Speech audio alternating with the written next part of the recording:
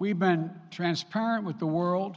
We've shared declassified evidence about Russia's plans and cyber attacks and false pretexts so that there could be no confusion or cover-up about what Putin was doing.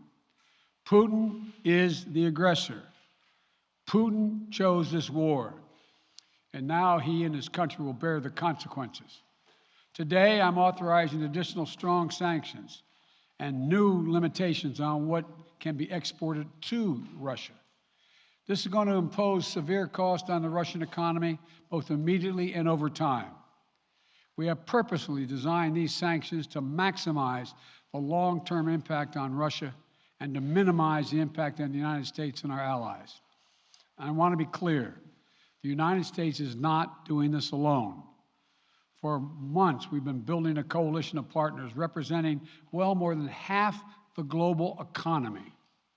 27 members of the European Union, including France, Germany, Italy, as well as the United Kingdom, Canada, Japan, Australia, New Zealand, and many others, to amplify the joint impact of our response. I just spoke with the G7 leaders this morning, and we're in full and total agreement. We will limit Russia's ability to do business in dollars, euros, pounds, and yen to be part of the global economy. We'll limit their ability to do that. We're going to stunt the ability to finance and grow the Russian military. Our forces are not and will not be engaged in the conflict with Russia in Ukraine. Our forces are not going to Europe to fight in Ukraine, but to defend our NATO allies and reassure those allies in the East. As I made crystal clear, the United States will defend every inch of NATO territory with the full force of American power. And the good news is, NATO is more united and more determined than ever. Between our actions and those of our allies and partners, we estimate that we'll cut off more than half of Russia's high-tech imports.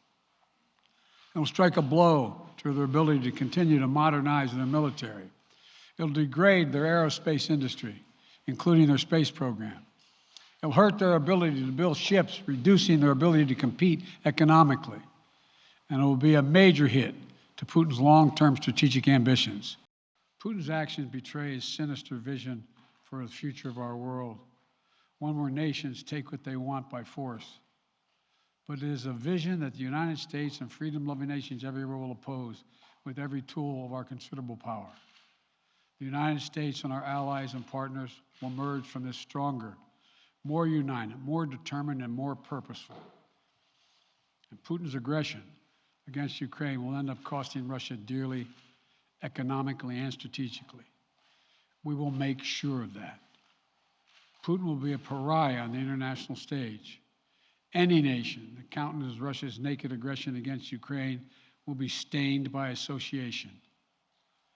When the history of this era is written, Putin's choice to make a totally unjustifiable war on Ukraine will have left Russia weaker and the rest of the world stronger.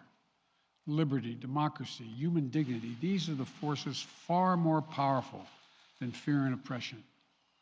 They cannot be extinguished by tyrants like Putin and his armies.